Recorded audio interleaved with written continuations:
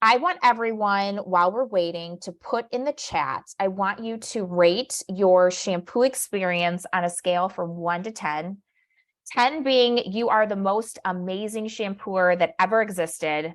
1 being that you feel very unsure and not confident with your shampoos. So I want everyone to do that now.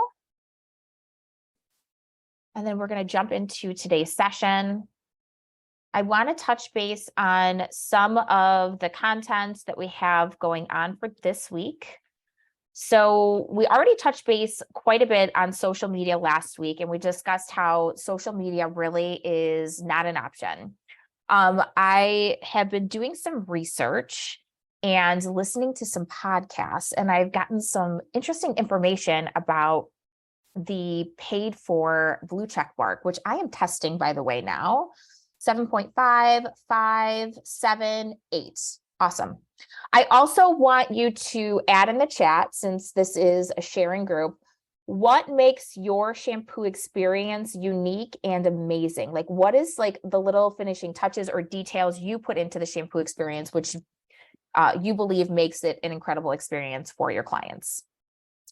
So anyways, I really want to touch base. Melanie, I want you to talk about the reel that you uploaded on Facebook. I know that Facebook is such a, since we're touching base on social media really quick, such a forgotten platform.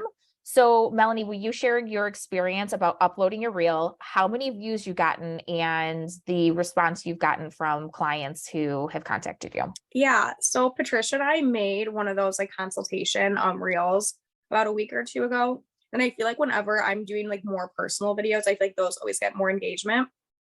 But I checked the other day on Facebook because I have like my like notifications off. I had 300 likes from it, and then I think like 68 to 70K views on it, and then I think like 10 comments. And I posted it like 2 weeks ago, and I feel like it keeps going. Like I get like at least like 5 likes from like random people a day. And then I had actually like a person DM me on Facebook and then find my like professional email from Facebook, and they reached out to me about their hair. And I feel like on Instagram, I kind of like, not that I like stopped reaching like engagement, but I feel like now that like stuff is getting more popular on Facebook, I'm getting new clients from that.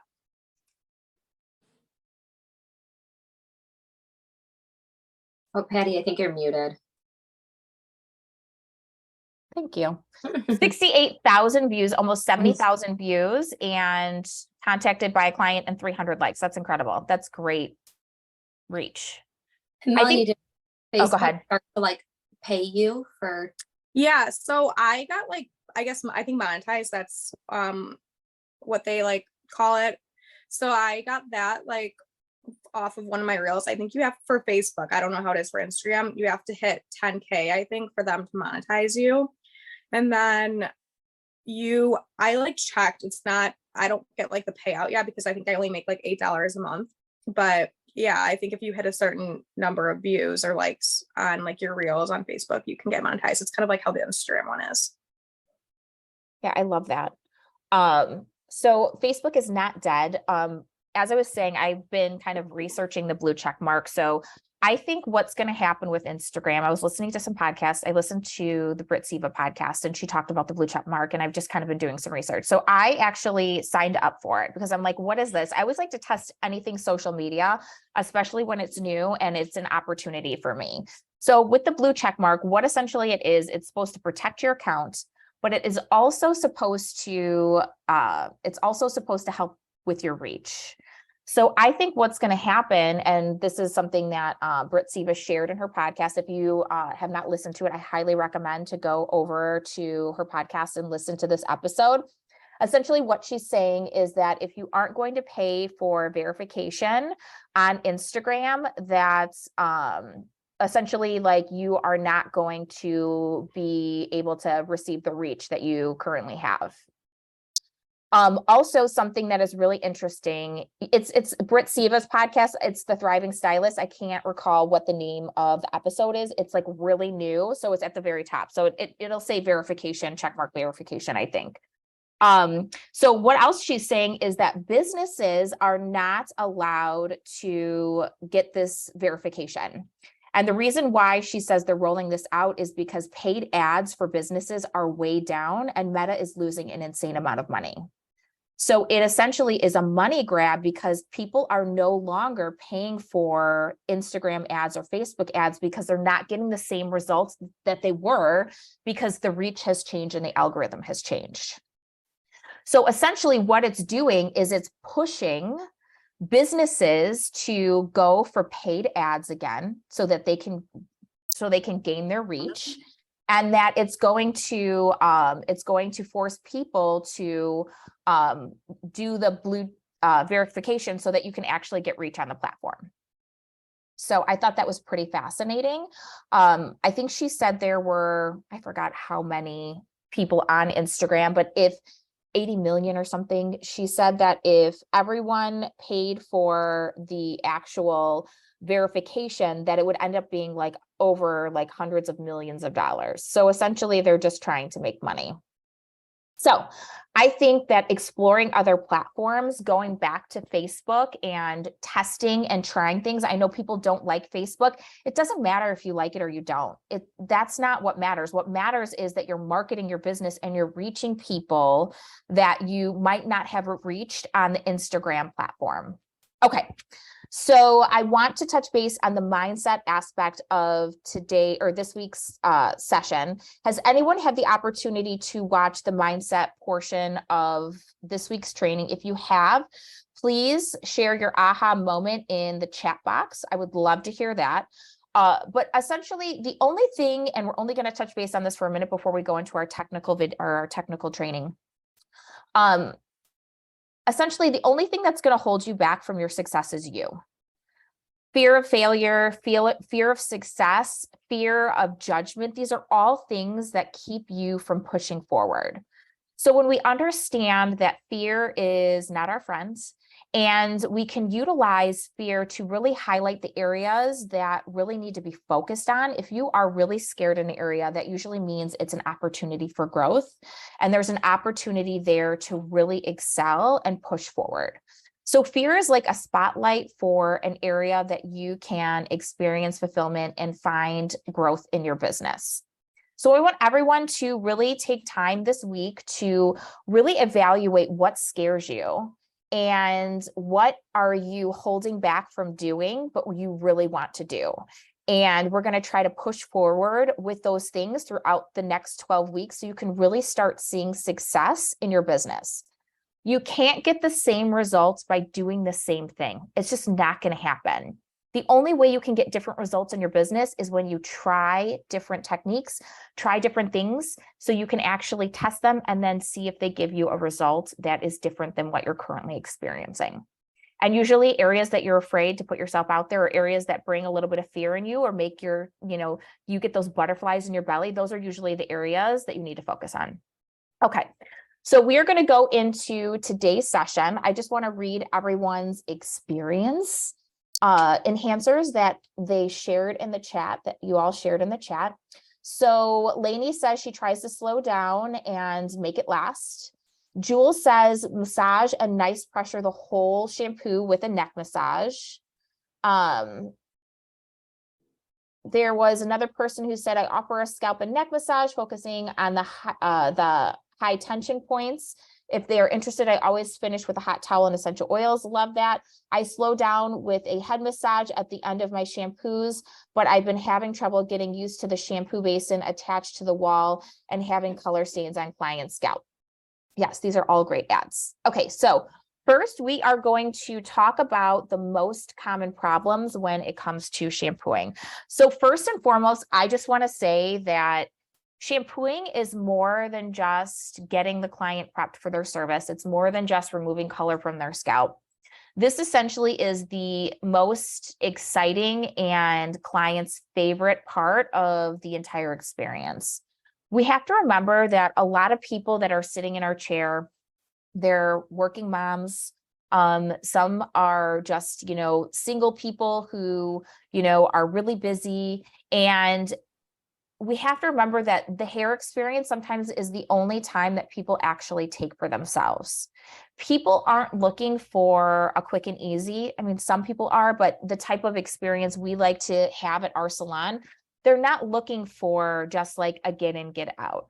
They're looking for a salon experience, and the salon experience is really, really important, especially in the shampoo area. I want to talk about why the shampoo is essentially a make or break, because if you don't give a good shampoo, that could really detour somebody from rebooking with you. Sometimes it's the only time somebody has like contact with another human being. And we have to remember, we have the privilege to touch other people. There is no other industry or no other job where people are like hands-on like the hair industry. And we have to really take that as a responsibility and look at that as an opportunity to really connect with the people sitting in our chair. So really dialing in on your shampoo experience and making it an experience is something that every single one of you should be doing, because this is a way to really solidify a client rebooking with you and sitting in your chair. Melanie and Amanda, do you want to share how you really enhance the salon experience and the shampoo experience? And then we're going to go into common problems. Yeah, so if a client, like an extension client, I'll use that for an example. I'll kind of go into detail what I'm using and why. So for extensions, I'll use a detox shampoo and then really explain that and try to give them a good massage with that shampoo, and go in with another one, and then maybe we'll use like a special treatment and then kind of finish off with like maybe a massage, or we offer like eye masks too and stuff like that. So at like the last like few minutes of the shampoo, I'll try to again explain and then try to implement those things. Yeah, so the ways I try to like make the shampoo better, like Melanie said, being thorough on, letting them know what they're using, because clients do like that. I am like super crazy about making sure there's no color stains left behind, like especially like on the hairline, because like one, I've had that done to me and I hated it. And some people like don't want everyone to know they just got their hair colored. And they're paying a lot of money, so you want to make sure you get that off. I always offer, we do gold under eye masks, or we have heated masks that cover your eyes that are super relaxing. They're scented. So I'll always offer something like that. We also do session-based pricing at the salon. So a lot of the times, we have time to do a deep conditioning treatment or maybe like a quick glaze. So I always offer those things. And if they, do want one of those while the conditioner is sitting, or, the toner is sitting, I always offer to bring them a beverage to the shampoo bowl if they want that. Or I make sure that it's waiting for them at the station when they get back. And then, of course, trying to do like a full 2-minute massage, because that's everyone's favorite part. I think something else that is really overlooked is don't talk to your client.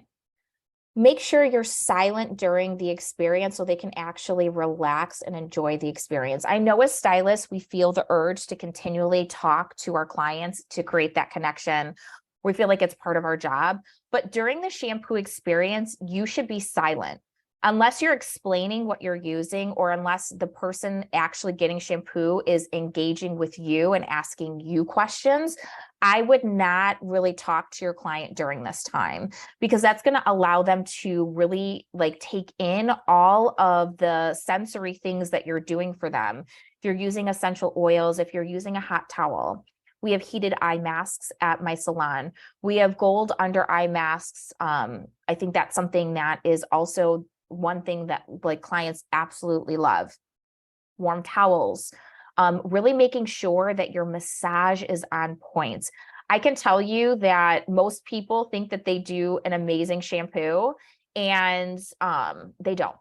So what I would do for each and every one in this training, I would shampoo every single person in your salon and ask them to honestly rate you on a scale from 1 to 10. And that will give you an opportunity to see like if there's any holes or gaps in your experience, so you can refine them and make them better for your clients. And being brutally honest is really important. So this is an exercise I highly recommend. And even if you want to do like a silent poll where someone just writes it on a Post-it and then, they put it in a bucket, like everyone has their own envelope or bucket.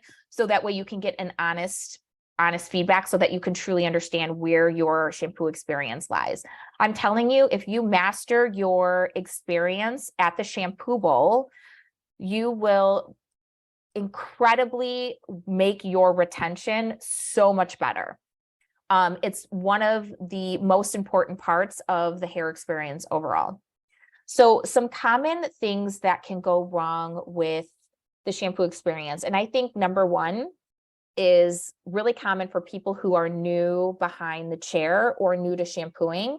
And that is not turning up the water pressure. So a lot of people are afraid to turn the shampoo bowl, the pressure all the way up because they're afraid to get the client wet. They're afraid of splattering, and they're afraid that they are not going to be able to control the hose.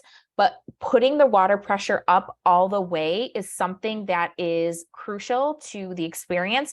It's important to really make sure that you're saturating all the hair with water, that the hair is thoroughly wet before you actually start washing, to remove the color from the scalp, to really make sure that the lightener is removed from the hair from roots to end. Having that water pressure up is going to help really make sure that you are doing a thorough job and you're actually getting the stuff that you need done during the shampoo done. Amanda, Melanie, do you want to talk about water pressure and where you've seen this kind of be the demise of some of the trainees at our salon? Yeah. Like I said, or like Patty said, I do think it's like crucial for making sure all the color gets out, especially like in the back, middle of the head. And honestly, like having the water pressure up all the way feels good. Like people like to feel the water. You don't want to feel like it's barely touching your scalp. Yeah, so I like when I'm training some of the newer girls at the salon on shampooing, I always tell them to, put the water pressure all the way up. And then you want to explain to the client too, because it's natural for them to almost like want to lift their head to like help you. But like that's why they get wet. It's not because the water pressure is up too high. So I always explain, like when the client leans back, I say, okay, you can just leave your head and I'm going to lift it so that we don't spray water down the back of your shirt. And they always understand. So it's fine. And then holding the hose flat to the head will also kind of help with not getting them all wet. And again, like having the water pressure up that high and having it so close to your scalp does feel good. Everybody wants to feel the shampoo. You don't want to like not really tell if it's getting wet and I've heard clients say too, when the girls will ask like, how's the water? They'll be like, well, I can't really feel it right now. And then it's like, well, you have to turn it all the way up. And I think too, not necessarily like always lifting the client's head up, have the client turn their head from side to side so you can get the back and the sides. And that'll really help get those areas that might make you a little nervous to actually like elevate and lift the client's head up to get. So I would have them turn their head from side to side, and that'll eliminate the opportunity for getting wet. Also, I just want to remind everyone that the one thing that is going to make you a super successful stylist is attention to detail. Is all the tiny little things that you pay attention to that really truly make a difference, that create an overall experience as a whole. It's attention to detail, like Amanda said, like leaving color on the scalp or like the forehead, color behind the ear, color in the ear, really making sure that we're cleaning up these little detailed areas so the client doesn't have to worry about going home or going out in public and somebody commenting that there's something in their ear, or like, especially at the top of the ear, color can get stuck in here. Those tiny attention to detail things are what is going to catapult you into success.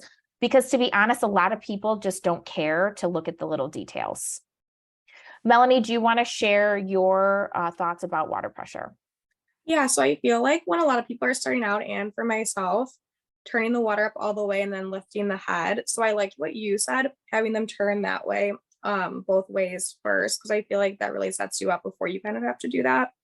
And then we also do like a hot towel, like we'll add like another one like right here. So I feel like that sometimes helps. And what Amanda said too, like, I feel like if you don't have the water pressure up all the way, like you kind of almost like, it's almost impossible to get rid of like the color around the hairline.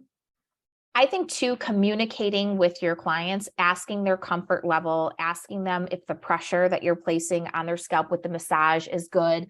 Do you want them to, or do they want you to go a little bit deeper? Do they want you to lay up a little bit on the pressure?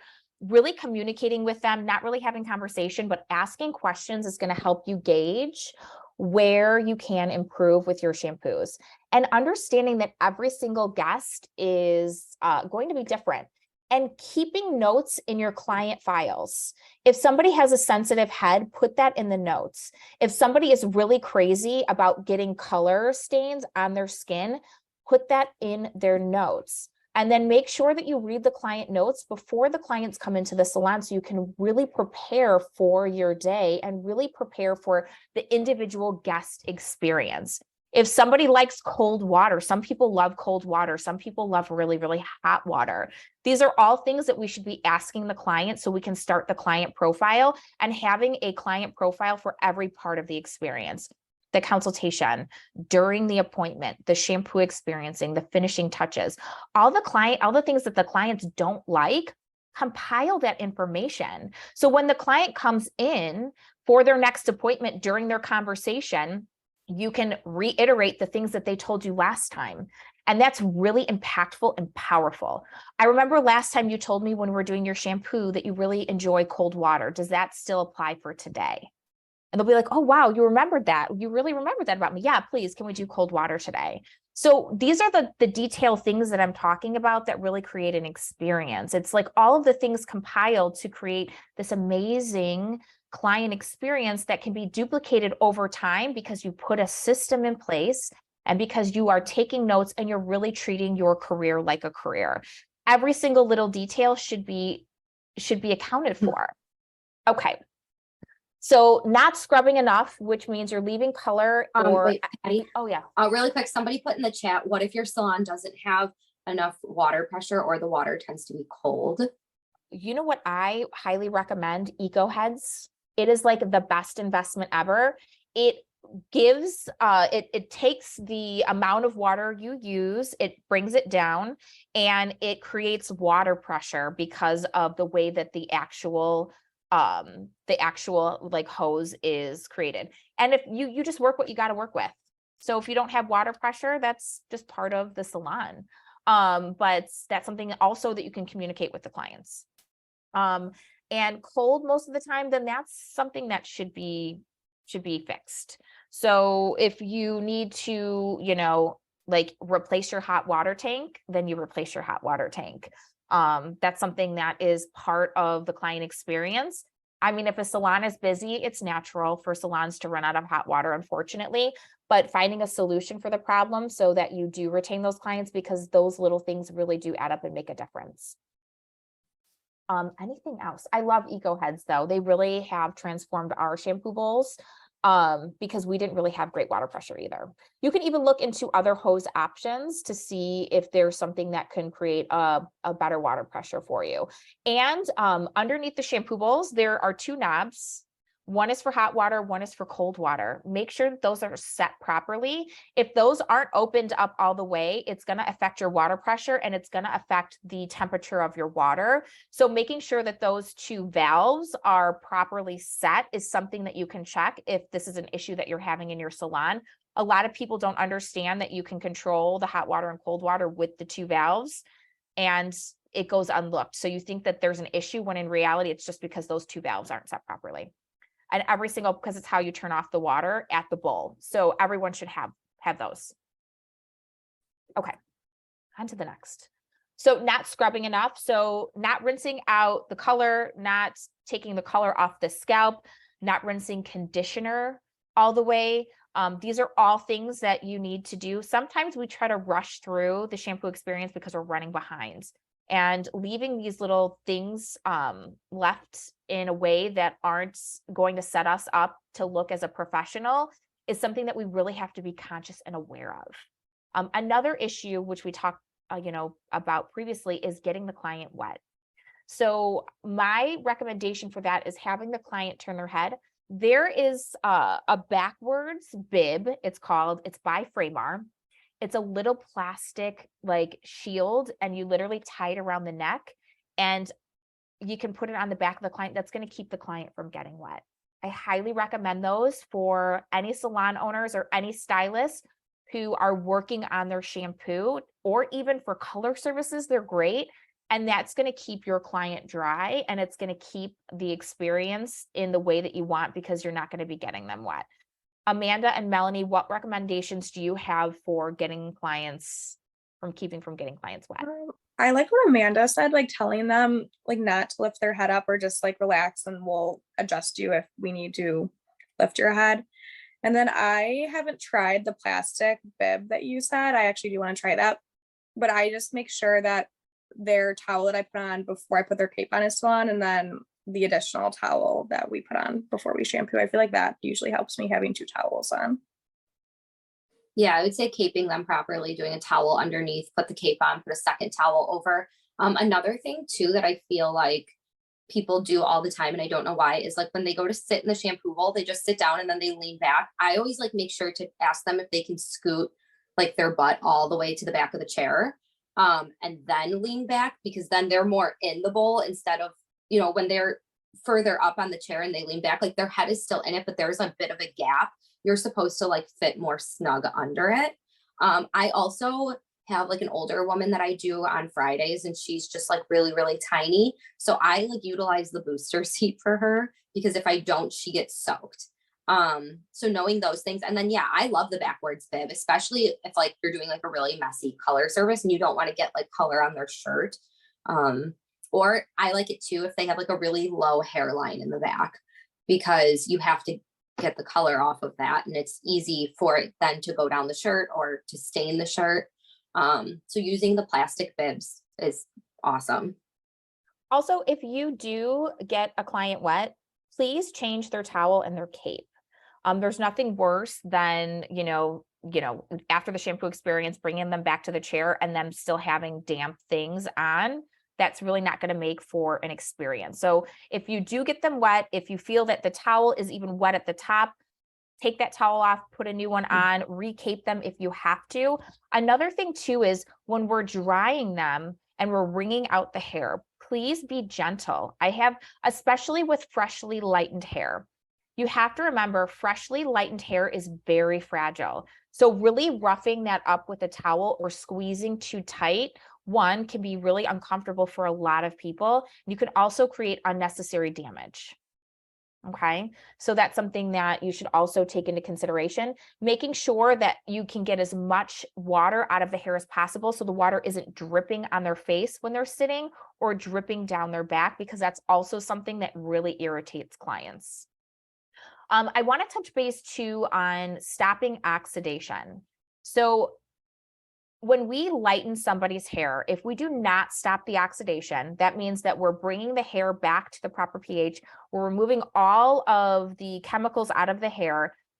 It can continue to process up to 48 hours after the color service, which means your toners can fade out. If you do fashion colors and somebody's come back to you is like, I don't know why my fashion colors just faded. Like I feel like I didn't even wash my hair and it looks like the color went away. It's because you didn't stop the oxidation process. You need to stop the oxidation process 100% before you tone and before you let the client leave the salon. There are a couple things that you can do for that. Deox by Malibu is something that you can use after a lightening service. You mix it up in big batches. You just put it over the hair before you shampoo and condition, and it'll stop the oxidation process 100%. There are special shampoos and conditioners. I know Redken makes one. I know that we have a Deox one. Really making sure that you're being very conscious of that as well. If you have clients that say that their toners don't last, or their toner faded within like the first few days or a couple weeks, you might not have stopped the oxidation process. So that's something to take into consideration too. Do you both want to touch on that? I think another, important thing too, like that goes kind of hand in hand with that, is like reminding clients that when you tone, that they shouldn't shampoo within like the first 24 hours. Because it's still like settling in. That happens kind of a lot. Well, I've seen it happen before. Or, you know, a client that washes their hair every day, like I washed it at night and then they go home and they sleep on it, but then they wash it again in the morning. And it almost is like the toner is half of what it was. And now the color is different. And that's always the first question I ask if they call or, you know, whatever, next time they come in and they say, you know, after I washed it, it was like that toner wasn't there anymore. Just reminding them that it is really important to not like rewash the hair within the first 24 hours after being toned. Yeah, I even say 24 to 48 hours. It can take up to 48 hours for the cuticle to completely close back down after any color service. So if that cuticle is still open and they're not using, you know, really good products, then it can pull the color out. Especially your gray clients, their hair, gray hair can have a double layer of cuticle. I don't know if any of you know that, but that's something that can happen. If somebody has really rough, coarse hair, or somebody has normal texture, but their grays are super wiry and super coarse, they can have a double layer of cuticle. So really making sure that we are, you know, educated on these things so that our clients are experiencing longevity at home is really, really important. So I always tell my clients 24 to 48 hours before their first shampoo. Okay, so moving on, we're going to talk about how to enhance the experience, and we're going to go over some of the things that we recommend or some of the things that you can try. One, I always like to do a consultation for the shampoo if I have not done the person before. Do they have a sensitive head? What temperature? Is there anything that they should let me know that they don't like? Is there, what's their favorite part of the shampoo? Again, getting as much information as we can so we can set them up to experience and meet their expectations of what they expect from the shampoo experience, just by getting the information that we need. We have eye masks and we order them from Amazon. We've got gold eye masks that just sit under. We have heated ones. We will just explain everything that we're using, why we're using that, the thing that we're doing, educating them on why, and then telling them if we're using any special treatments. Because we are all inclusive, I think it's really important to let the client know what they're getting for the service so they can see and hear the value instead of just, rushing through without explaining what we're doing and why. We have essential oils at the salon. Something that I like to do is make sure that they are essential oils that can be put on the skin. Not all essential oils can touch the skin. So I just want to reiterate that you can have allergic reactions, but massaging essential oils into the temple before you get started and doing a little massage here with essential oils so they have that sensory experience of that beautiful smell, and then rinse the color out and then shampoo them. You can put essential oils on a heated towel. That's something that's great. You can do a warm towel over the eyes if you're going to let them sit with a mask on. I do not recommend leaving your I do not recommend leaving your client at the bowl with a mask on. If they're going to sit with a mask on, if they need to sit for an extended period of time, you should be touching them the entire time. You should be massaging them the entire time that treatment is on. I never leave. That's an opportunity for them to have a spa-like experience, and leaving them at the bowl, I feel like, is a wasted opportunity. So, but you can put a warm towel with essential oils over their eyes if you want to make it more of a spa experience. If you have like overhead lights that are kind of blinding, that's a great opportunity if you can't do the heated eye masks that we have. We also like to do neck massages. We don't talk to our clients unless the client is the one engaging in conversation with us. And if you want, I even thought like the idea of having like a treatment menu that you can hand to the client. We don't do that currently at my salon, but I was like, that would be kind of a good idea. Yeah, that would be a good idea. That's cute. You could like have like a little treatment menu that would be cute, and a different experience. We have like a menu for like our amenities, like drinks and stuff like that, and that's really powerful.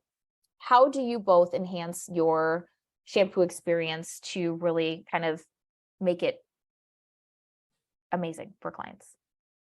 I think another thing that makes a huge difference that we have at our salon is our shampoo bowls have like a built-in kind of like rest for the head, which is a huge game changer to anybody. Like I used to hate being shampooed because like I felt like my neck would be stiff for like 2 days after from just like dangling in the shampoo bowl, especially if they are getting a treatment or a toner and they have to sit like that.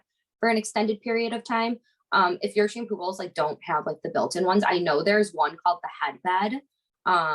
And it's like it suction cups onto the front of the shampoo bowl, and then it just like lays in. So it supports the client's head instead of their neck just dangling. I have people like fall asleep in the shampoo bowl all the time because those things are so comfortable, and it really does take all the pressure off your neck. Another thing too that makes it really comfortable is we have footrests at our shampoo bowl, which also just helps take pressure off of the neck and the shoulders. So I pull the footrest out, they sit down, I have them scoot all the way back, get them adjusted, and then I put the footrest back and I tell them to put their feet on it, and then they're like all relaxed.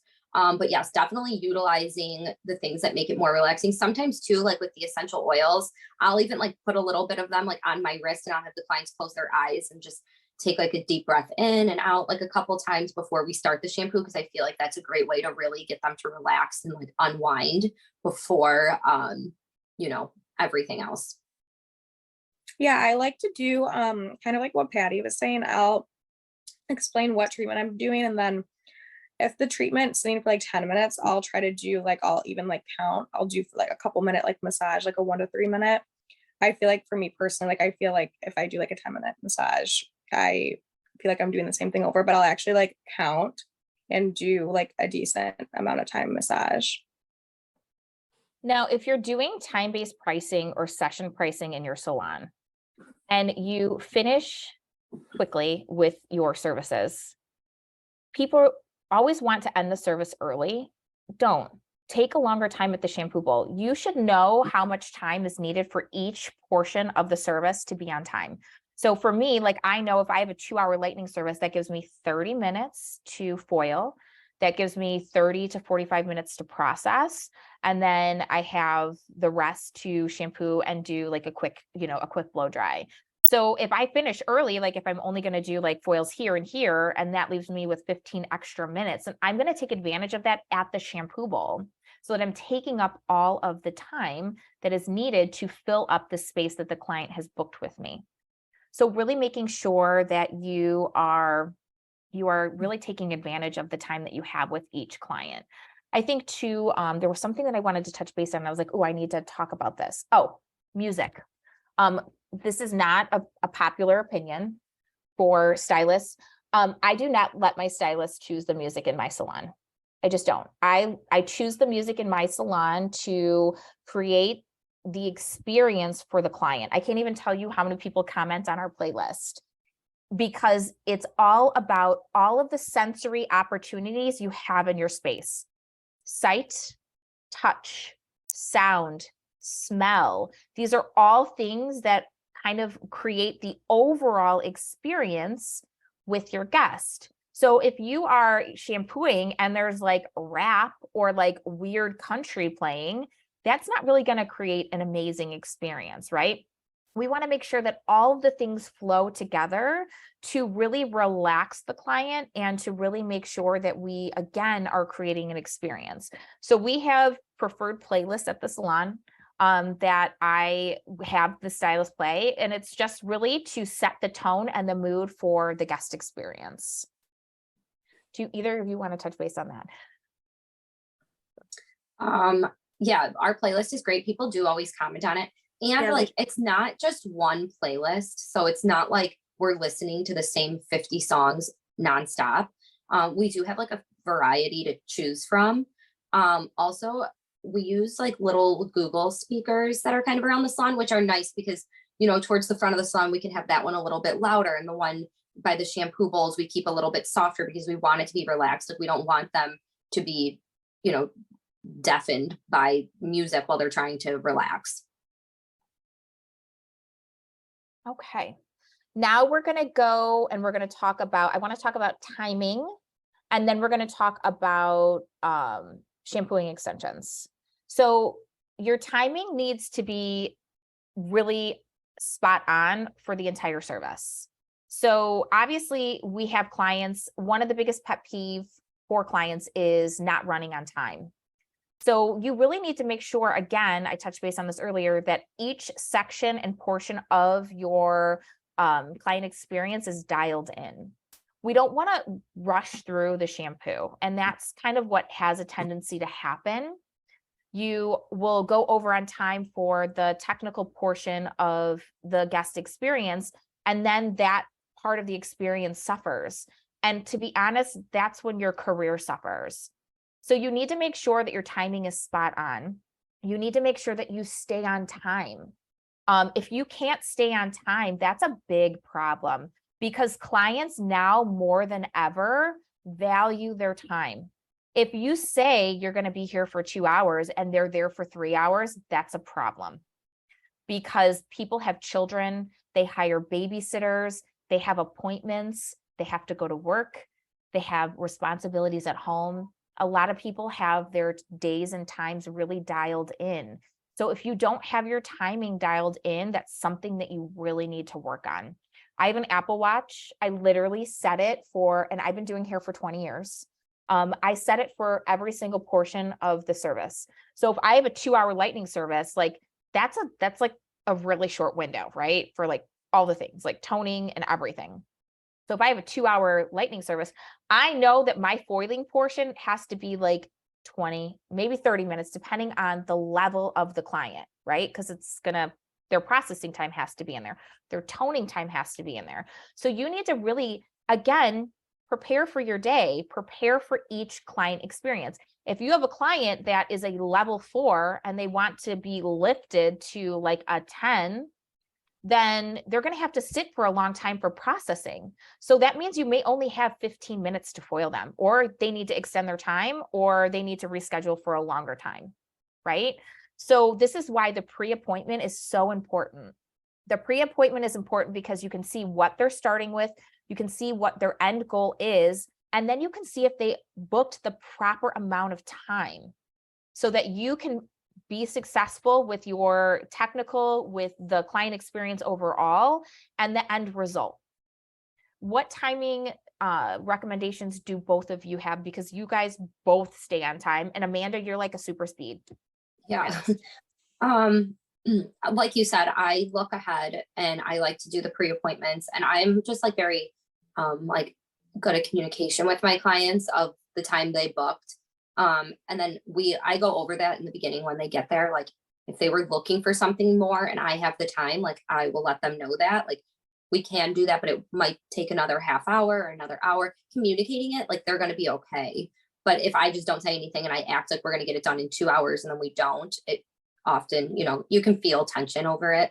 But yeah, like I try to plan my day out. Like Patty said, knowing how long each part of the service will take me. And then I try to, like, a way to keep me on schedule is to have myself completely prepared before they come in. So if I'm doing a 2-hour lightning session, like my cart with my foils, everything besides my bowl of bleach is out and ready. My cape is out, everything is there so that I'm not wasting time getting foils and looking for a comb and looking for my favorite color brush. Like everything is already done, because that's 5 extra minutes that like I don't really have. So I make sure I'm at work earlier before the service. And if I'm, booked kind of back to back during their processing time, I'll get my next clients ready. Or if I don't, like I rely on our support staff, like, can you please set me up a cart for my next client? Because I think that's where a lot of time gets lost, is like those in-betweens. Then like thinking about a toner, like I think about the toner the entire time they're processing, so that like that's ready to go. And I'll have the bottles out waiting so that I literally go back there and put them in and it's done. Like I don't need to look for things. Like taking shortcuts that way will really save you a ton of time, because those 3 minutes here and there really add up. Yeah, so I'll like really break down, if I'm doing like a lightning session, I'll break down like what steps I'm even doing, like even like with the toning, like how long is a toner gonna sit on for? Like, are they getting a root smudge? Do they need a treatment? Like how long is their haircut taking me? Because everyone's different too. So when I'm pre-booking them or like booking a new client, I'll kind of go over like each step and even how much hair they have, because I feel like for me, I feel like I'm either a really fast foiler or I take forever. So I kind of have to break down like what service or like how much hair they're getting done too. But like what Amanda said, is kind of playing out like each step. Yeah, and I think focusing on the main points of, and the focal points of what the end goal is. Like if somebody shows you a picture and it's like, a really bold, blonde piece in the front and it's really, blonde on top, a lot of people get stuck packing all the foils in the back. Like you don't need to do that. You need to assess like what is going to make the most impact technically to get the result that I want. And then you have to really decide like, are the things necessary that you're doing? Like, do you need to put 100 foils in the back of the head? No, most of the time you don't. If somebody wants to feel really blonde, you need to focus on this part here. And a lot of times what'll happen is people will focus all the time and attention on the back, and then they won't have time for the top and the front. And that's what the client sees. So really taking time to assess like where you need to spend most of the service to get the most impact for the look that you're trying to achieve. Okay, last we're going to touch base on extension shampoos.